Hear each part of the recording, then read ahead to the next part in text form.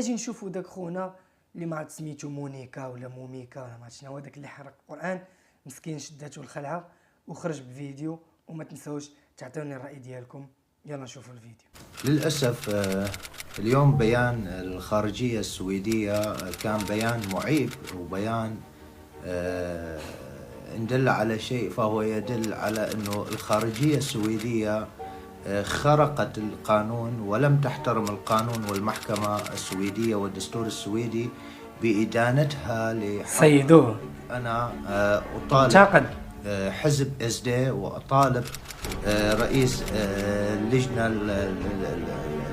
العدل في البرلمان السويدي استنكر بيان خارجية السويدية السيد ريكارد.